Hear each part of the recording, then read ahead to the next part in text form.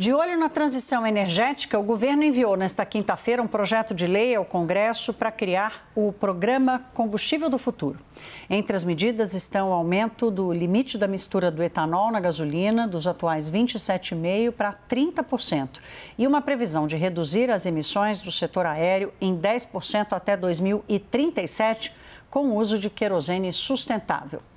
O diretor da CNN em Brasília, Daniel Rittner, conversou com o ministro de Minas e Energia, Alexandre Silveira, sobre o tema. Ele celebrou essa nova agenda verde. Eu tenho muito otimismo com relação à celeridade da aprovação desse projeto no Congresso Nacional. A partir da aprovação do projeto, nós não teremos nenhuma dificuldade técnica ou velocidade de reunirmos o CNPE e começarmos a evoluir a mistura do etanol, o aumento da mistura do etanol na gasolina. O que nós apresentamos hoje com relação ao etanol é exatamente considerando as potencialidades do Brasil.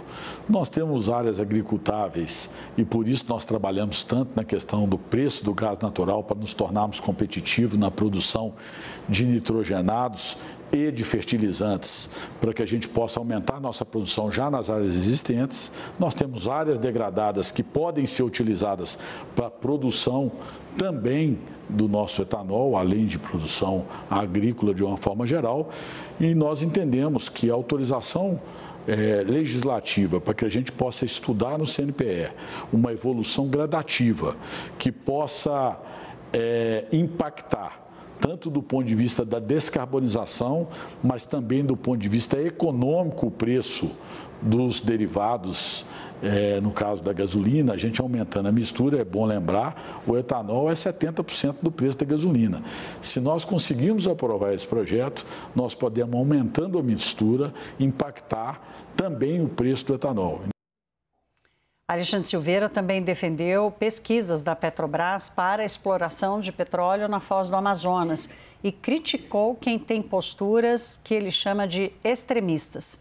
O ministro diz haver mais do que indicativos de que a decisão do governo será de levar adiante as pesquisas para a exploração no local.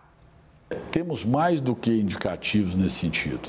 O presidente Lula, pela sua liderança, pela sua transparência, nunca tem dito de forma clara, explícita, a importância de se respeitar de forma intransigente a questão da legislação ambiental, mas ele aponta sempre para o caminho de que nós devemos discutir as questões ambientais, tanto no setor mineral quanto no setor de petróleo e gás, e no setor elétrico e nos demais setores do desenvolvimento nacional, de como fazer. Ou seja, nós nunca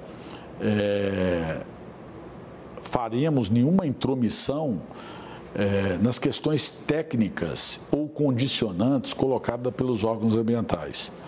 O que nós não podemos admitir, e eu acho que isso acontece muito nos extremos, tanto naquele discurso que ia levar o Brasil a um completo e total colapso na relação internacional, que era o discurso do governo anterior de libera geral, mas também não podemos admitir nenhum tipo de tabu e de extremismo que possam apontar para valorações muito mais pessoais do que técnicas. O ministro também falou sobre o preço dos combustíveis, porque, afinal de contas, o preço do petróleo no mercado internacional está subindo muito, o que tem aumentado a defasagem dos preços que são praticados pela Petrobras aqui no mercado interno. A gente preparou uma tela para dividir com vocês o que está acontecendo. É um tema que a gente tem chamado a atenção aqui no Prime Time. O petróleo acabou subindo mais quase 2% hoje, quase alcançando 94 centavos, ele estava no patamar de 90 e está escalando para acima disso. A defasagem dos preços, segundo a Associação Brasileira de Importadores de Combustíveis, já está em 12% para o preço da gasolina praticado nas refinarias da Petrobras e 18% no preço do diesel. Aqui, 82 centavos no preço do diesel, que é mais do que a defasagem que estava quando a Petrobras resolveu reajustar os preços no mês passado. As ações da Petrobras acabaram subindo por causa disso. Eu vou a Brasília agora para a gente conversar com o nosso chefe chefe de editorial, né? Nem sei como chama seu cargo, eu só sei que você é chefe, Daniel Hittner. Bem-vindo aqui ao Prime Time, meu caro. Olha, essa questão do preço dos combustíveis é uma coisa que pega no calo do governo, né? Boa noite. Boa noite, Thaís. Boa noite a todos. O cargo não importa nada, o que importa é a informação que a gente tem. Thaís, conversando hoje com o ministro Alexandre Silveira de Minas e Energia, ele nos disse que esteve em contato nesta semana com o presidente da Petrobras e com diretores da estatal e que o que foi relatado para ele é que não existe nenhuma pressão para reajuste imediato dos derivados de petróleo, como você colocou, o valor do barril do petróleo Brent no mercado internacional tem se estabilizado ali quase já em cima dos $90. Agora, o ministro também comentou sobre uma outra vontade, um outro desejo dele que ele começa a manifestar, que é o seguinte, de colocar a Petrobras, pelo menos ele disse o seguinte, os conselheiros da União no Conselho de Administração da Petrobras, a orientação do governo para a Petrobras é essa, de fazer uma ofensiva pela recompra da refinaria Landulfo Alves, na Bahia, que foi privatizada no governo anterior, no governo de Jair Bolsonaro, em 2021.